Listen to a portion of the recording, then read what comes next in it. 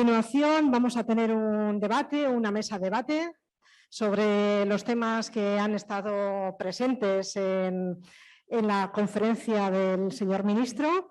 Vamos a cambiar de mesa y invito a la mesa al vicedecano de Relaciones Internacionales, Felipe Gómez Isa, y a dos antiguos alumnos, que son Irati Martínez e Ignacio Casas. Mila esker guztioi, hemen egoteagatik, y bueno, gracias por la invitación a la facultad, al equipo de Gema, Tomás, a Laura, pues bueno, por hacerme partícipe en ese aniversario, que es un honor para mí. Bueno, yo lo que quería transmitir es un poquito bajo mi experiencia profesional. Nosotros con lo que nos estamos encontrando, o sea, yo estoy hablando como responsable de un mercado de España y Portugal, que luego lo vemos como Iberia, una empresa americana con sede en Loveland, Colorado. ¿Y qué nos estamos encontrando ahora mismo? Nosotros teníamos oficinas evidentemente en Rusia, en Bielorrusia, en Ucrania. Y bueno, lo que puedo decir es que estamos bajo una realidad con muchísima incertidumbre, porque nos estamos encontrando, en primer lugar, hemos tenido que paralizar toda nuestra relación comercial con dichos mercados hasta saber qué es lo que va a ocurrir, aunque, por ejemplo, seguimos reclutando personas allí para un futuro. Y también es bastante curioso, ¿no? Las preguntas que te pueden hacer, por ejemplo, los candidatos que aplican a puestos para estos mercados de allí. Oye, ¿vuestra empresa va a seguir, no va a seguir, ¿no? En este mercado se sabe algo y todavía no podemos decir nada, ¿no? Lo que, por ejemplo, desde Estados Unidos se nos ha comentado es que de momento está cerrado, digamos, esa relación comercial. Y a la vez estamos en una coyuntura internacional donde las materias primas, los costes se han incrementado, las materias primas, los microchips ahora mismo se han duplicado por 100 su coste. Entonces, nosotros ¿qué estamos haciendo para paliar un poco esta incertidumbre? Pues básicamente nos estamos centrando en planes de acción, en action plans, para poder revertir un poco todas estas ventas que no estamos llevando a cabo en estos mercados de momento paralizados, revertirlas en otros países, ¿no? Entonces, esa es un poco la visión que yo quería dar bajo las directrices o día a día que estamos nosotros intentando llevar a cabo. O sea, realizar planes de acciones para poder utilizar un poco también la creatividad para ver un poco cómo podemos paliar de momento este impacto un pelín negativo actualmente. Sí, a priori, sería mi experiencia. Sí, Egunon.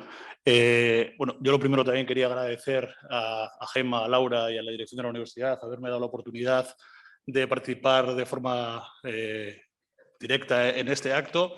La verdad es que me resulta muy emocionante y muy gratificante ver, por un lado, aspectos del presente, ¿no? Alumnos que hemos compartido aulas recientemente, y por otro lado ver a profesores, ¿no? que para mí han sido referentes, ¿no? A lo largo de mi etapa formativa aquí en la universidad, en la especialidad económica, ¿no? La verdad es que yo la reflexión que quería hacer es que nos encontramos en un momento especialmente delicado, ¿no? Porque venimos de una situación como es la pandemia del COVID-19, que ha tenido un impacto brutal sobre todo en la economía, ¿no? Y yo me voy a centrar un poco en la parte en la que convivo habitualmente, que es el mundo de la empresa y sobre todo de la pequeña y mediana empresa, en la que vosotros, alumnos de la especialidad, sois especialmente sensibles por precisamente lo que se ha venido hablando hasta ahora, ¿no? Y es esa bicefalía que tenéis de estudiantes de Derecho y la especialidad, ¿no? Vosotros entendéis lo que es el mundo de la empresa ya, vivís la empresa como algo que hay que gestionar, como algo que tiene una cuenta de explotación en la que tenemos que hacerla rentable, y esta situación a lo que nos enfrentamos, pues precisamente a lo que parece que puede atacar de una forma importante es a esa rentabilidad y a esa supervivencia de una parte importante de nuestro tejido empresarial. Venimos de una COVID-19 con ese impacto brutal que ha tenido en el mundo de la empresa.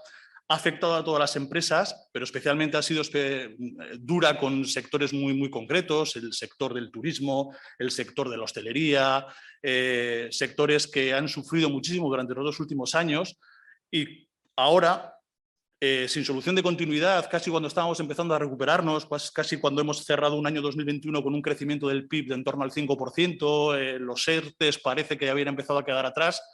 nos sobreviene esta circunstancia internacional tan grave desde la perspectiva, por supuesto, humanitaria, de la democracia, de la soberanía de un país como Ucrania, pero cuyas consecuencias secundarias, en este caso, en, por ejemplo, aspectos como el coste de la energía, van a tener unas consecuencias, ya están teniendo unas consecuencias muy importantes en nuestro tejido empresarial.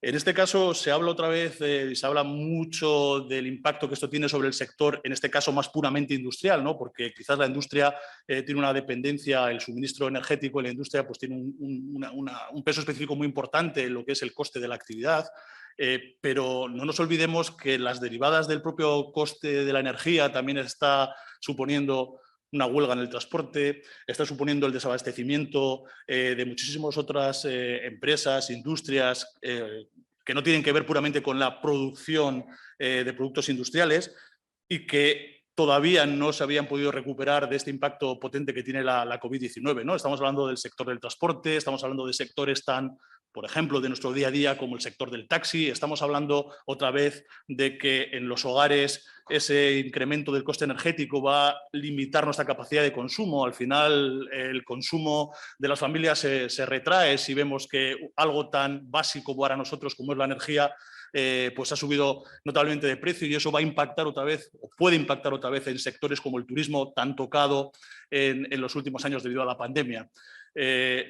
No sabemos cuánto puede durar esto, no sabemos cuándo Putin se va a ver satisfecho con sus ambiciones respecto a Ucrania, no sabemos qué va a pasar si toma medidas y decisiones que pueden ir más allá de lo que desde la OTAN o desde Naciones Unidas o desde el propio gobierno americano están dispuestos a tolerar antes de tomar la decisión de tener una intervención directa, lo que podría ponernos en un escenario todavía muchísimo más complicado, sobre todo aquí en Europa. Y si eso lo llevamos al plano un poco más macro, no solo del sufrimiento y de la complejidad que esto va a implicar en nuestras empresas, sino que lo llevamos al plano más de la política o de la política económica, el endeudamiento público derivado de las medidas que se han tenido que tomar para solventar la pandemia ha supuesto un récord en endeudamiento público, estamos por encima del 118% del PIB. A pesar de que la pandemia fue dura, las empresas pudimos trabajar porque con los ERTEs, con la distancia de seguridad, con las mascarillas, la producción no se paraba. No se ganaba, pero no se paraba, pero con el coste de la energía, muchas empresas, muchas industrias están trabajando por debajo de costes. Vamos a necesitar otra vez de actuaciones desde el punto de vista de la administración pública que nos ayude nuevamente a soportar esta crisis en una parte muy importante de nuestros sectores económicos. Y la pregunta es si vamos a ser, la duda es si vamos a ser capaces o si Europa va a ser capaz de soportar otra vez esos niveles de endeudamiento tan graves y cómo nos van a comprometer crecimientos futuros. Esos grandes crecimientos que parece que estaban previstos después de la COVID no están siendo tantos y esta crisis energética parece que ya nos dice que mínimamente un 2% menos de lo previsto se va a crecer en el 2022. El endeudamiento va a tener que aumentar y el endeudamiento todos sabemos que tiene consecuencias negativas a medio plazo como menos gasto público, por tanto menos capacidad para dotar de infraestructuras y de bienestar a nuestra comunidad, a nuestra sociedad. Bueno, y esto es un poquito yo la reflexión que quería hacer en torno a la parte más de empresa privada, industrial y la parte un poco macro, ¿no? que también respondiendo a las palabras del señor ministro. Muy bien, Ignacio. Y bueno, ya por último, para acabar, unas reflexiones también muy breves, porque el ministro ya se ha referido. Realmente, la agresión rusa, desde el punto de vista del derecho internacional, cualquier estudiante de primero de derecho, ¿verdad?, sabe que nos encontramos ante una violación flagrante de los principios básicos del derecho internacional contemporáneo que se alumbra después de la Segunda Guerra Mundial con la Carta de las Naciones Unidas y la creación de la ONU, ¿verdad? El principio de prohibición del uso de la fuerza en las relaciones internacionales, el principio de la solución pacífica de las controversias. Es evidente que esta agresión supone una sistemática violación de esos principios. Por otro lado, esta crisis está poniendo también sobre la mesa las limitaciones del derecho internacional y las limitaciones y la incapacidad de la arquitectura institucional que viene precisamente con esas Naciones Unidas para hacer frente a una crisis de esta naturaleza, ¿verdad? Tenemos un Consejo de Seguridad que está paralizado por el derecho de veto y por el bloqueo sistemático, en este caso por parte de Rusia, es inimaginable, ¿verdad?, que el Consejo de Seguridad pueda tomar una resolución al respecto. Es por eso que la Asamblea General ha tenido que adoptar 2 resoluciones que son bien interesantes, sobre todo porque supone retratarse la comunidad internacional en el sentido de cuáles son los países que apoyan esta invasión por parte de Rusia, que son 5 básicamente: Siria, Eritrea, Corea del Norte y ahora mismo no me acuerdo del otro país, pero dense cuenta que estamos ante un apoyo muy minoritario de la comunidad internacional a la invasión rusa de Ucrania. En ese sentido, estas 2 resoluciones son muy ilustrativas de la falta de apoyos por parte del régimen ruso. Por otro lado, lo señalaba el ministro también, hay 2 áreas del derecho internacional que son de especial importancia ya una vez que se ha desencadenado la agresión, como son el derecho internacional humanitario.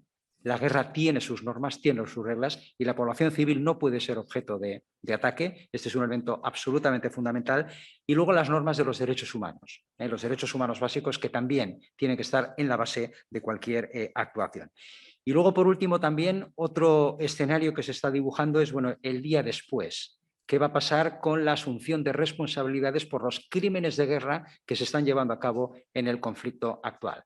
España forma parte, junto con más de 30 países, de una coalición que ha solicitado a la Corte Penal Internacional que investigue y que tenga en cuenta estos crímenes de guerra y crímenes contra la humanidad que eventualmente se pueden estar cometiendo en este conflicto. Por lo tanto, una visión un tanto agridulce del derecho internacional, porque por un lado, evidentemente, las costuras del derecho internacional y de esa arquitectura institucional se están dejando a la vista, pero por otro lado, lo que sí está sirviendo el derecho internacional es para decir quién tiene la razón del derecho y quién está utilizando la razón de la fuerza, en este caso el régimen de Vladimir Putin.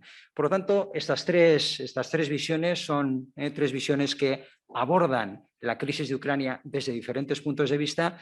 Y a partir de ahora, pues bueno, tenemos en torno a unos 15-20 minutos para hacer preguntas, hacer cuestiones, tanto quienes estáis hoy aquí en el auditorio como las personas numerosas que se han conectado online. Entonces, a partir de ahora, como digo, el diálogo está abierto para cuestionar, hacer comentarios, preguntas sobre cualquiera de las tres intervenciones. Como tengo experiencia de participar y dar conferencias en estas salas, sé que alguien tiene que romper el fuego para que se inicie el debate posterior.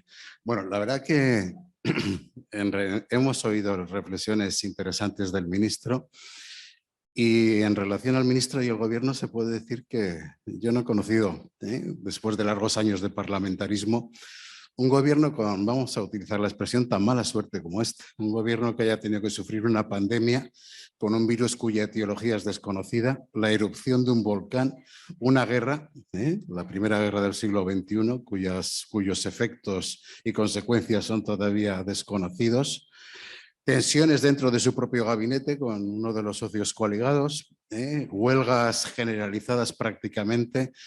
Alguien podría pensar que es hasta gafe el presidente del gobierno, pero no sé yo quién haga una reflexión de esa naturaleza. En todo caso, las previsiones de crecimiento se están reduciendo a la baja y yo no sé si todavía son un poco optimistas las que dimanan de las rebajas de las previsiones de crecimiento. Yo me gustaría saber qué opinan los miembros de la mesa de esa palabra maldita, que así la calificó Galbraith cuando hablaba de que la economía es un pacto honesto con la incertidumbre, si es posible que se incurra o que lleguemos a una situación de estanflación. Todo el mundo sabe de lo que estoy hablando y no quiero ser apocalíptico tampoco en mis expresiones, pero me gustaría conocer la opinión. Bueno, en principio, lo que sí que estamos viendo desde la pandemia es que las actualizaciones de las previsiones de crecimiento varían cada 2 meses, con lo cual, bueno, pues al final lo que tenemos ahora encima de la mesa es, teníamos una previsión de crecimiento para España en 2022 de en torno al 5,6%, por debajo de lo que inicialmente se preveía para el 2022, un poquito más de la realidad del 2021, pero lo que nos dicen es que entre un 2 y un 2,5% a día de hoy ya se prevé que el crecimiento va a ser menor en ese sentido, debido a las circunstancias relacionadas con la crisis energética, fundamentalmente. Ahora bien, tampoco tenemos muy claro cómo se va a resolver el tema de la circunstancia energética. Todavía no tenemos encima de la mesa un plan, en este caso del Gobierno, ni a nivel del Estado, ni a nivel europeo, de cómo vamos a poder aminorar el impacto que esta crisis energética va a tener sobre la actividad económica en general, con lo cual el 2,2 yo creo que también es un poco un brindis al sol, parece, ¿no? Esa reducción del 2,2. La verdad es que es difícil poder decir cómo va a evolucionar el tema. Y el tema de los precios, desde luego, difícil que bajen, porque el tema energético al final lo único que hace es encarecer los costes de producción y, por tanto, ya se está en muchos sectores, se está produciendo con unos costes que no llegan, están por debajo del precio, por encima del precio de mercado, y eso va a hacer que el tema de la inflación pues no tenga una solución a corto o medio plazo positiva. Eso es lo que... Pero bueno, tampoco... La guerra, al igual que la pandemia, la guerra es totalmente incierta a día de hoy, no sabemos, porque nadie sabe cuáles son realmente, ¿no? No sé, esto es una reflexión mía, pero igual Felipe seguramente ahí tenga más capacidad, ¿no? Pero yo creo que nadie tiene muy claro cuáles son los objetivos de Putin. ¿Cuáles son los objetivos de Putin? Es decir, ¿hasta cuándo va a estar peleando? ¿Hasta que consiga apoderarse los territorios prorrusos y unir la zona de Crimea con el Donbass? ¿O realmente lo que quiere es descabezar el régimen ucraniano, a Zelensky, apoderarse de toda Ucrania, luego va a hacer lo mismo con Moldavia, quiere hacer lo mismo con Georgia? Eso es tan incierto y el impacto de eso es tan relevante en todas estas circunstancias y todos estos aspectos macroeconómicos que estamos tratando, que a día de hoy hacer previsiones es realmente arriesgado. Sí, es verdad que no sabemos lo que hay en la mente de Putin y del régimen, no solo Vladimir Putin. Sí que algunos analistas avanzan la hipótesis de que ha cometido dos errores de cálculo, ¿verdad? Uno, el primer error, parecía que iba a ser una operación relámpago, una operación especial, como denominan, y que en una semana, 10 días iba a descabezar el régimen. No ha sido así. Realmente la resistencia ucraniana se está revelando, bueno, pues de una fuerza y de un vigor que parece que no calculaba. Y segundo, yo creo que tampoco calculaba la enorme unión que ha habido fundamentalmente en el ámbito de la Unión Europea con el socio transatlántico por excelencia, que es Estados Unidos, ¿verdad? Es verdad que hay una piña, esperemos que esa piña se siga manteniendo, ¿verdad? Los intereses económicos, es verdad que no es lo mismo la postura de una Alemania profundamente dependiente del gas ruso que de una España que depende más del gas argelino que del ruso. Entonces, pero esos son dos elementos con los que parece que no contaba el régimen ruso, pero hoy en día, a día de hoy, no sabemos qué va a ocurrir.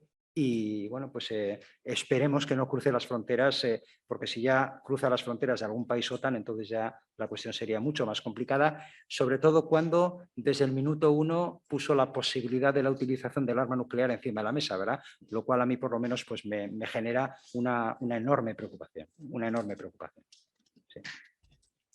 Buenos días, yo soy Irune Aguirrezábal y también he tenido el gusto de ser alumna de esta universidad y doy clases en uno de los másters justamente sobre uno de los elementos que me gustaría introducir, que es sobre uno de los factores que creo que a veces no se analizan al estudiar esta situación que tenemos, ¿no? Esta quiebre del orden internacional. Y me refiero pues, a uno de los elementos clave que estaban en el Acta de Helsinki de 1975, cuando empieza el nuevo orden internacional, que es el orden internacional que habéis conocido todos los alumnos que estáis aquí, el único que habéis conocido, que es el multilateral. Pero antes teníamos un sistema bipolar. Es una de las cosas que intento explicar en la clase sobre el poder de la sociedad civil en el desarrollo del derecho internacional público. Y digo que este es un factor fundamental porque además del poder de la economía, de las sanciones económicas, de la cuestión energética, de la diplomacia, creo que uno de los elementos clave de aquel acta estaba en la libertad de los individuos para relacionarse entre los dos mundos, ¿no?, que había, el soviético y el mundo del capitalismo, el mundo occidental, ¿no?, la civilización occidental. Y yo creo que es un elemento que cobra de nuevo muchísima relevancia, porque no debemos dejar de tener, digamos, en cuenta el poder de la sociedad civil, tanto organizada como la sociedad civil, como estamos viendo, ¿no?, con la solidaridad a los ucranianos que están saliendo de su país, refugiados, pero también el poder que puede tener la propia sociedad rusa y los vínculos que tiene con la sociedad ucraniana y con el resto de la sociedad europea. Entonces, simplemente quería traer este elemento porque me parece que es un elemento donde la educación también y las universidades tienen también un papel que jugar, ¿no? El seguir manteniendo lazos con las universidades y con la sociedad civil para generar un conocimiento inteligente, sólido, que permita, entre otras cosas, responder a esa desinformación que sabemos que está muy presente en la sociedad rusa. O sea que el elemento que quería traer aquí es el de, bueno, un elemento que también es importante para los estudiantes de esta especialidad, es el poder que tiene la sociedad civil organizada para desarrollar nuevos marcos normativos y luchar contra injusticias o incluso guerras, ¿no? Gracias. Mi pregunta es relativa a la política monetaria que se espera que el Banco Central Europeo adopte ante esta situación, porque ya se sabía que durante enero o febrero se esperaba que se subieran los tipos de interés ante la aceleración de la economía, pero ni se puede prever qué decisiones tome, porque eso influirá en una gran medida en el desarrollo económico de todos los países de la eurozona. Muchas gracias.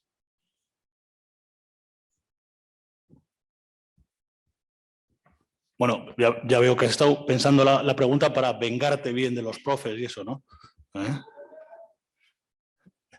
Bueno, a ver, no tenemos, yo que hasta donde conocemos ahora no tenemos muy claro, o al menos no hay publicaciones ni noticias que nos lleven a pensar que va a haber un cambio a corto plazo de la política del Banco Central Europeo. Es lo que yo comentaba un poquito en la reflexión inicial, ¿no?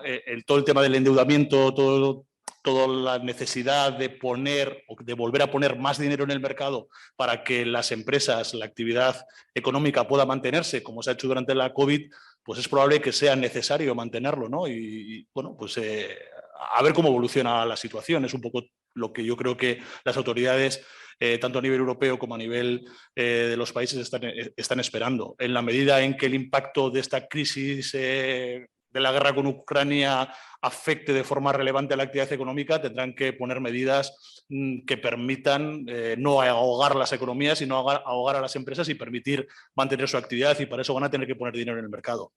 Que en gran medida el éxito, por decirlo de alguna forma, de que la actividad económica durante la pandemia se haya podido mantener y el impacto negativo de la misma no haya sido mayor, ha estado en cierta medida, por un lado, en la política relacionada con los recursos humanos, es decir, con los ERTEs, el poder mantener los puestos de trabajo, y por otro lado, a diferencia de la gran crisis financiera de finales de 2008, 2009, 2010, que ha habido dinero a disposición de las empresas para poder financiar su actividad. Y esa decisión yo creo que ha funcionado, y creo que los gobiernos y las autoridades lo tendrán encima de la mesa a la hora de tomar sus decisiones. Pero bueno, ahora, a día de hoy, todavía la incertidumbre es tal que no se tiene muy claro, ¿no?, cómo va a evolucionar.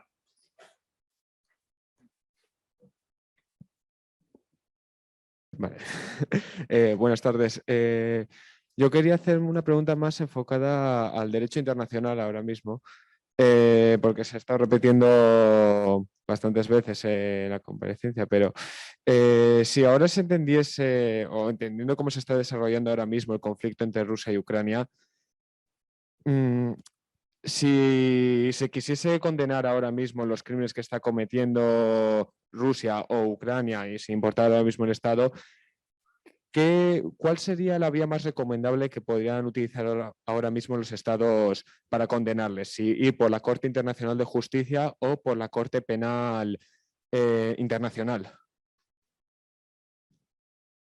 Sí, de hecho es una de las vías que ya se está explorando y de hecho hay organizaciones que ya están documentando sobre el terreno precisamente aquellos ataques sobre todo a la población civil, a objetivos que no son militares como hospitales, como escuelas, como orfanatos que han sido atacados fundamentalmente por el ejército ruso. Como digo, documentar estos hechos para, una vez que acabe el conflicto, poder llevarlo ante la Corte Penal Internacional. No va a ser sencillo fundamentalmente porque en este caso Rusia no es parte del Estatuto de Roma para la creación de la Corte Penal Internacional, pero hay una coalición de estados que, como digo, ha presentado esta demanda ante la Corte Penal Internacional. Entonces, es una de las vías que hay que barajar, pero evidentemente no será sencillo porque desgraciadamente en la mayor parte de este tipo de conflictos la impunidad suele ser la regla. No la excepción. Entonces sería muy difícil que esto fuera así, pero evidentemente es uno de los puntos que tiene que estar sobre la mesa, incluso en una eventual negociación con el régimen ruso, en el cual otros países también tienen que jugar un papel. Aquí estamos, Turquía ya ha ejercido el papel para mediar en alguna de las reuniones que han tenido delegaciones ucranianas y delegaciones rusas. China eventualmente es otro de los países que está llamado a jugar un papel en una eventual mediación. Es decir, yo creo que es uno de los aspectos importantes. Ahora el objetivo sería parar el conflicto, parar la guerra, evitar fundamentalmente las consecuencias humanitarias que ya está teniendo y a partir de ahí ver cómo se reequilibra este orden mundial y cómo se exigen responsabilidades, por supuesto. Pero no va a ser sencillo, no va a ser sencillo.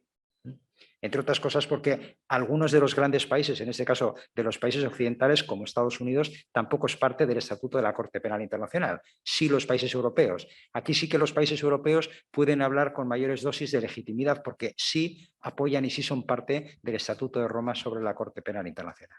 Sí. Hay una pregunta en el chat. Yo no sé si...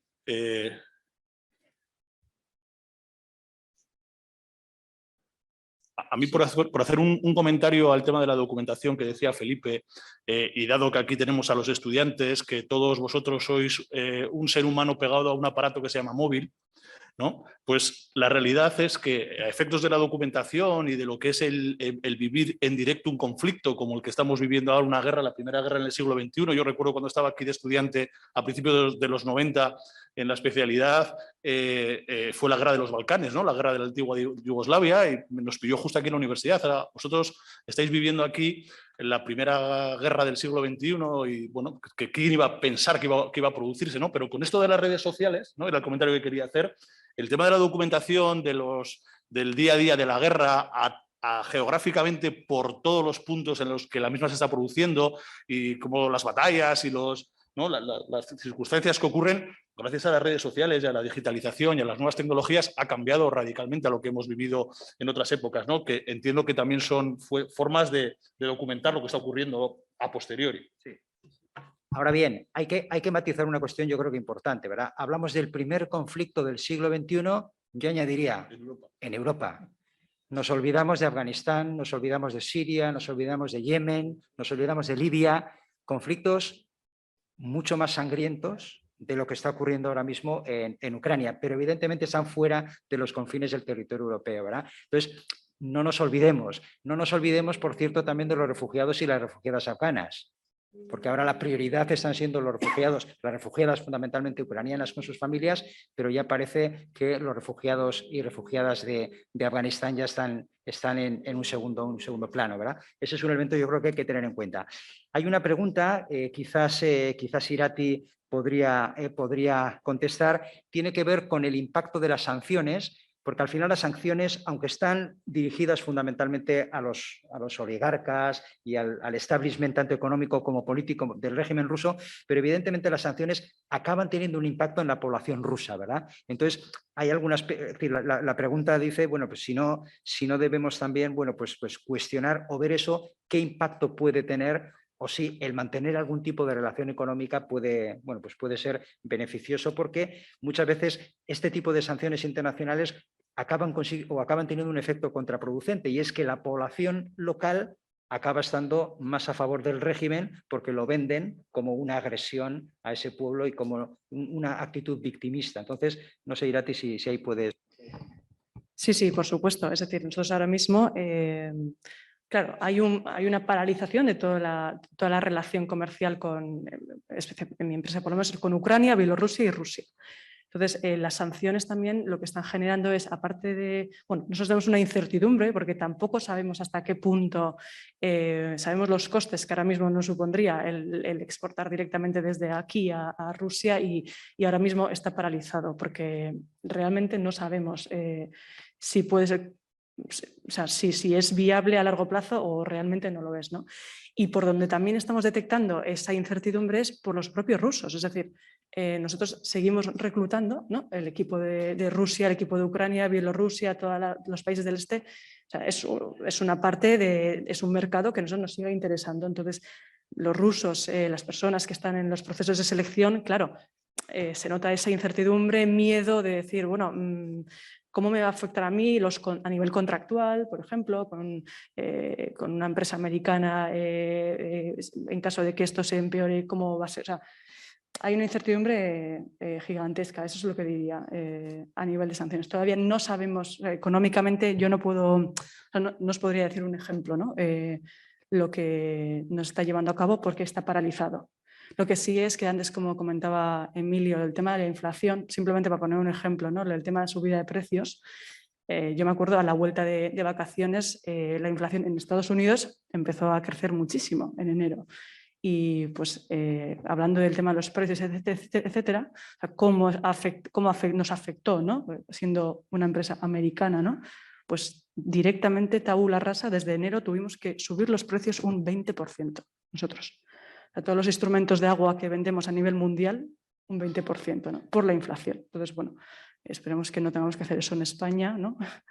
Pero fue muy duro porque nos tuvimos que sentar con cada uno de nuestros clientes en todo el mundo, Hack, en todos los equipos comerciales, con sus clientes que gestionan, etcétera, para explicar que, pues por la inflación, por la subida de raw materials, costes, etcétera, de momento tenemos que aplicar una subida temporal de este porcentaje, y la verdad es que pues fue bastante difícil. Pero bueno, el tema de sanciones, de momento no puedo comentar específicamente porque está paralizado. Pero afectará. Gracias.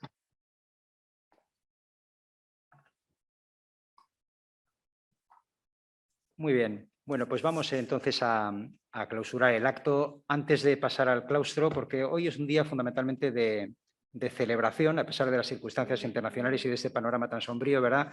Pero hoy fundamentalmente el objetivo de este acto era celebrar este 75 aniversario. Lo vamos a hacer en el claustro, también después de 2 años de pandemia, ¿verdad? También necesitamos de espacios para volver a encontrarnos y recuperar una cierta normalidad, pero ahora el rector va a clausurar el acto antes de pasar al claustro.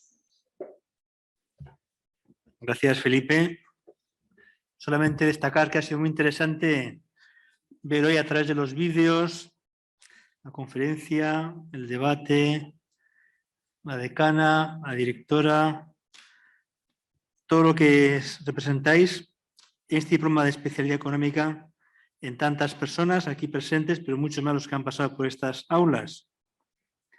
Osgarria da gaur hemen biltzea eta jardunaldi honetan zuekin egotea. Gaur 3 gauza azpimarratu nahi ditut.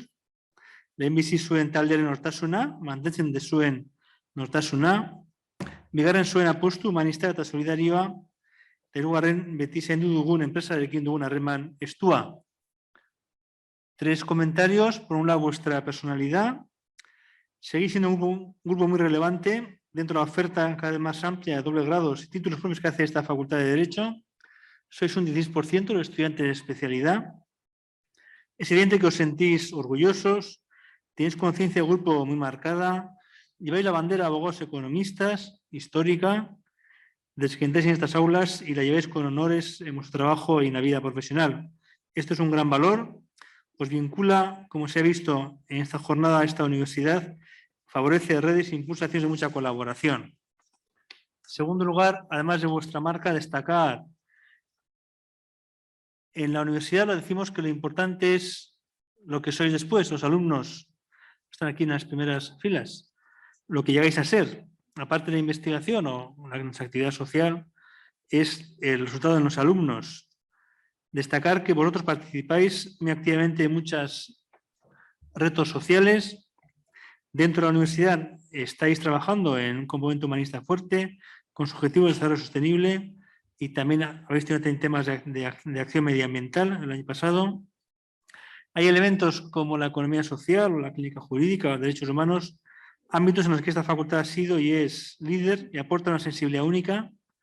Es parte de responsabilidad, esa parte de responsabilidad y concienciación ética de la formación que hoy recibís, podéis experimentar, es crucial para ser buenos juristas mañana, en tiempos de crisis, tiempos de no de crisis, en tiempos fáciles y tiempos difíciles. Hablaba Felipe de principios fundamentales, de usar el derecho, no la fuerza. Al final somos personas, es la persona la que hace leyes, la persona es la que es quien aplica o quien interpreta y aplica esas leyes. Y ser universitario es formarse para transformar el mundo, que es nuestro lema. Y en tercer lugar, lo que también ha salido en el vídeo, sobre todo en las clases del área económica, se combina la parte académica de teoría con la parte práctica. Todo es importante. Tanto en parte de profesionales que os dan clase como en muchos colaboradores de empresas ONG o de administración que de forma habitual participan en las clases e incorporan a las clases la vida profesional y los retos sociales y empresariales. La implicación y vinculación de la universidad con la empresa ha sido habitual en esta especialidad desde hace 75 años. Y entonces nos toca, como digo, terminar. Bukatzen dugu, eskerrik asko fakultateari, dekanari, eta guztioi taldeari hain ondo antolatzagatik jardunaldi hau. Clausuramos este acto. Muchas gracias por este aniversario. Eta guztioi, zorionak, felicidades a todas y a todos por este 75 aniversario. Eskerrik asko.